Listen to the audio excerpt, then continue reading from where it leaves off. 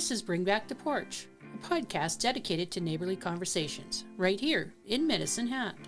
Welcome back to the Porch. My name is Lynette Schneider. I'm very happy to have, as a special guest to us, Josie Doll. Welcome, Josie. Welcome to the Porch. Oh, well, thank you so much for having me. I'm so grateful to be here today. I want to start first with a very tragic experience that you've had in your life, and what happened. And for some of our listeners, they'll know who you are instantly, especially people in the hockey community and that. But maybe for some other people that don't know who you are, would you tell us who you are? Sure. Well, like you said, my name's Josie Doll. I'm a mom of two children, Christian, who now resides in heaven, and my daughter, Mika. It was last year in July 18th, 2024, the day that sort of split my life into before and after. So Christian, my 15-year-old son, was out enjoying a beautiful summer night with his friends. They had taken their mopeds out like they've done many times. Christian that day had just finished. He had decided he wanted to complete 2 courses early to start grade 10. So during the summertime, he worked diligently on that and had just finished his religious studies course in preparation for grade 10. And I was so proud of him and so excited for him. So I said, yes, go out, have some fun with your friends. So my daughter and my friends and I had headed out somewhere else, and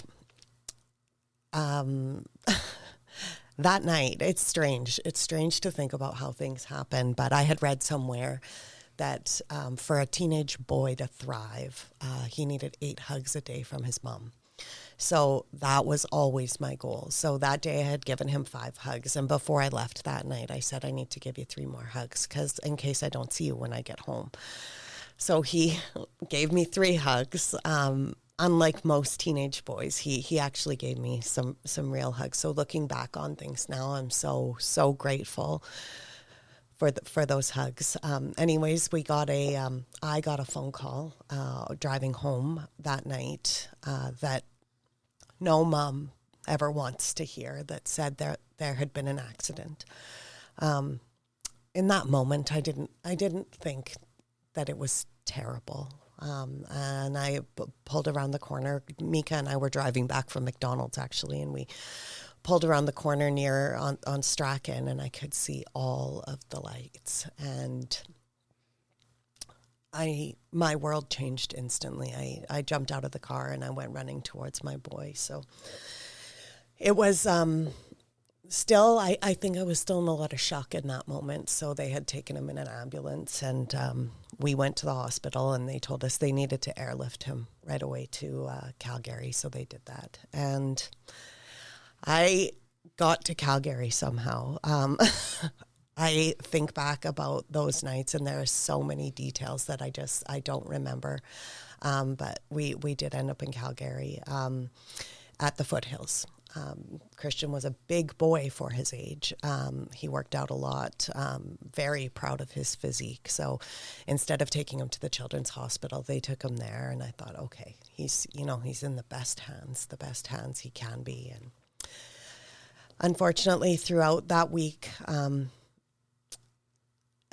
he endured 3, he had some severe head trauma. So he endured 3 brain surgeries that just weren't successful in reducing any of the swelling in his brain. So unfortunately, Christian didn't recover from that incident that evening. So he passed away later that week.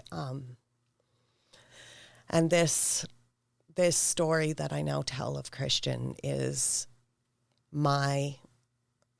how I could deal with that, because it's something that no mom ever thinks that she's going to have to deal with. So it's from the time in the hospital to the days after to planning a funeral for your 15-year-old son, trying to write the words that should have been a story that was pages and pages long, but it was unfortunately cut short. So that sort of sums up where things kind of started the night of that accident, the day of my before and my after. So you've now come to a point where you wanted to share this experience a bit. You've written a book. How has the process of writing a book helped you on your journey of this after time? Well, early in the process, I had made a decision that I was going to write a letter to Christian every day, because although he wasn't here in physical form anymore, he still lived with me. He still lived in my heart. I decided I was going to write a letter. So every day I wrote a letter to him. And every day, and I'm not a journaler, but for some reason on this journey, I thought I'm going to journal. So I had a journal going for my letters and a journal going for just things that I was going through in those days. And I actually met a grief mentor, actually from a podcast, strangely enough, who had actually encouraged the writing as well, as really a way for me to see where I've come.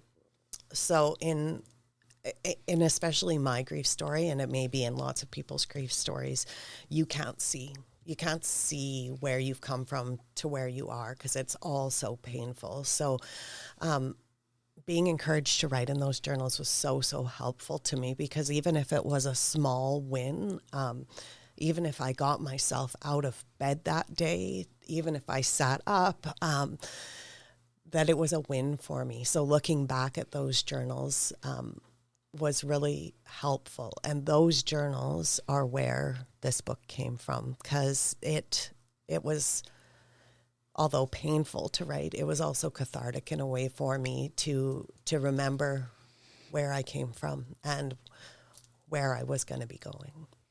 So how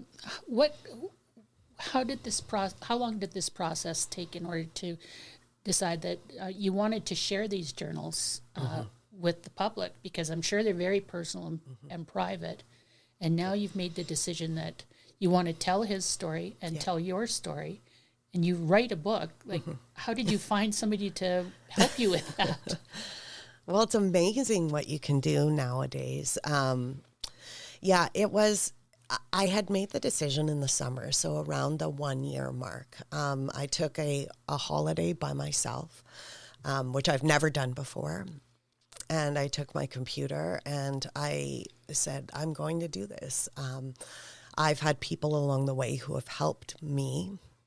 I've grown closer to a God that I know and I love, that's really helped me. And it gave me a bit of an urgency to help another grieving mom or another grieving person to see that there is hope still, even in the midst of the most hopeless situation, that there is hope. So I had this journey through, it is a fairly faith-based book. And it was not that I was ever a very religious person, but when you lose your child, you come to this point that you're just at a place that's so beyond yourself. I remember, and I do mention this in the book, but it was about a week after his funeral, I sat on my front step and I said to myself, like, I can't do this. Like, I don't know how I can live the rest of my life without one of my children. Like, I can't. And if there's any way that I'm going to survive this, that God, I need your help, because I can't do it on my own. So it was in that place that I finally said, like, okay, you have me. I can't do this. Please help me. That I started to move forward in a way that was more positive than negative. So, it was that urgency. So things didn't all of the sudden obviously become better. But it was little glimpses of hope and little glimpses of truth that began to overshadow the horrible grief that overrides, I'm going to say a parent, but for sure a mom's mind, right? Like, what could I have done different? What if I would have said no to him going out? What if all the what ifs and the where was God? Like, why would this happen to him? So It was in the answering of those questions and realizing that I wasn't alone in this, that I started to get this desire to share what I had been learning that had been helping me with other people. And when you say it's personal, you're 100% right. And I started actually to panic a little bit once it came out and I read it and I thought, wow, like this is a lot of me out on paper for people to see. But if it can help one mom know that she's not alone, and that even if it feels like God had left her and abandoned her child, that isn't the truth, that isn't the truth that's speaking over this situation. So that's really where the book came from. So the name of the book is Courage in the Corners. Yes. Is the courage yours? Well, it's interesting. Courage in the Corners is a statement that Christian used all the time. Christian was a defenseman. And I didn't know much about hockey. His dad did, but I didn't. I never grew up knowing that. And he would say to me that the hardest plays, Mom, are in the corners, where you have to be brave and quick and ready to get hit. And this journey feels like my corner. So I've been hit, but I got to be brave, and I got to be quick, and I got to be willing to tell this story. So that's where the title came from. And what I've learned in addition to that is that courage is found in the corners, but there's also a God waiting for me in those corners that's going to help me through, that's going to help people through. So that's where the title came from. Now, you have a very special book launch coming up. I do. It's November 20th. Yes. At Hillcrest Church. Yes. I hadn't been to church in a really long time. And in that moment of surrender, I said to myself, like, you got to step back into a church. Like, you need some people around you to hold you up. Like, you can't do this on your own. So my boyfriend and I went church shopping to try to find a place that felt home, like home. I had some severe anxiety about being in public.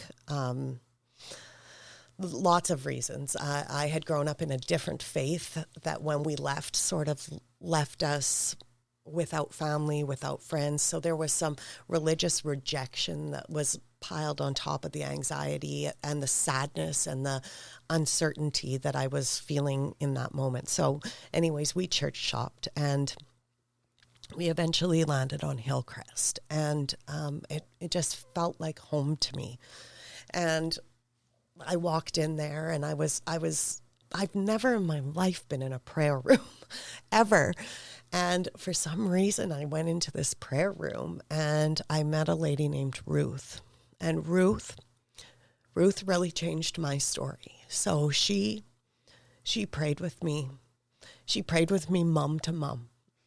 She wasn't preachy. She didn't, she wasn't trying to give me any answers, but I could feel her and the love that she had. And it changed me in a way that is really hard to explain. And then as I was leaving church that day, I also met a lady named Donna. And I'm sure a lot of people in Medicine Hat know Donna Sir and Donna's story. And I didn't.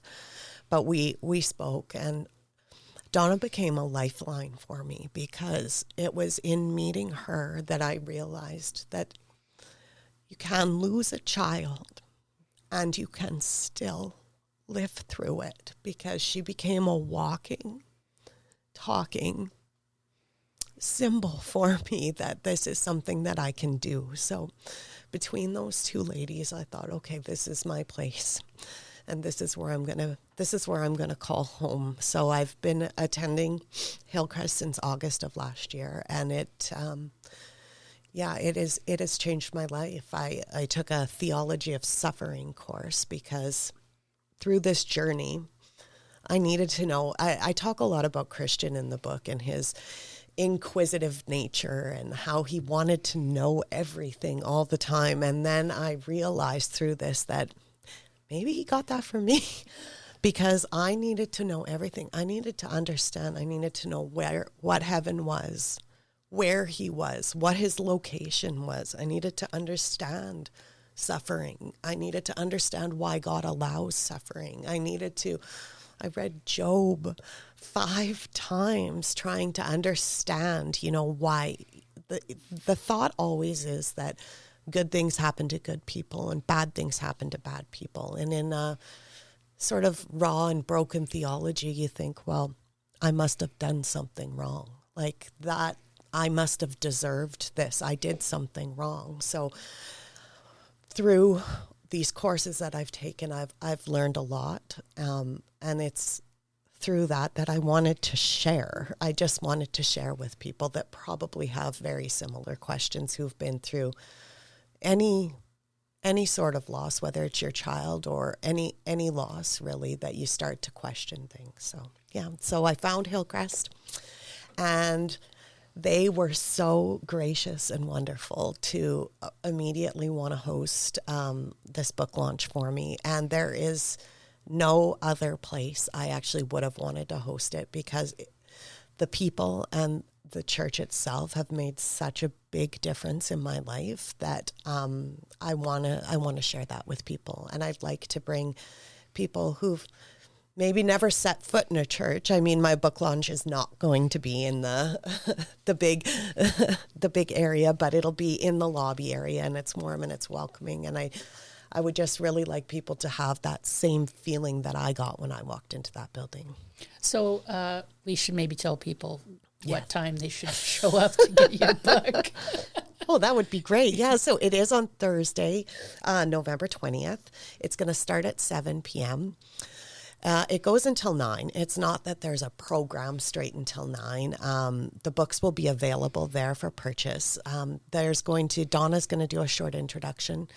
My daughter Mika is going to speak a little bit. I'm going to speak a little bit more about similar things to what we're speaking about, why I wanted to write this. And then I'm going to read a part of one of the chapters so that people can really understand where, and it will be the Courage in the Corners chapters, because I really want people to understand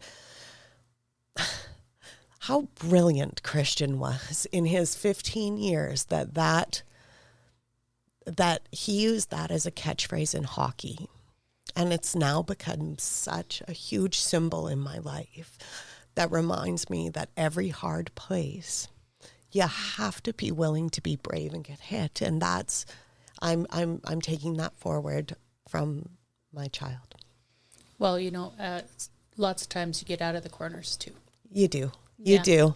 And there's another side. Yes, there is. So, yeah, it's, I'm still in the corner. This is, and anyone who reads the book will see that it's very raw. It's very real. It's, there is some theology in it, but it's on things that I've learned, through this journey. So there's, a lot of questions, a lot of, trying to understand things. So there's, like I said, there's a lot of me in there. Well, Josie, I cannot tell you how happy I am that you've come to the porch to have a chat with us about your book, Courage in the Corners. I am very pleased that you could sit with us for this short time, and I hope you nothing but success. Thank you so much. Thank you for having me. This episode of The Porch is produced by Lynette Schneider with the aid of Bob Schneider. If you want to learn more, visit bringbacktheporch.com.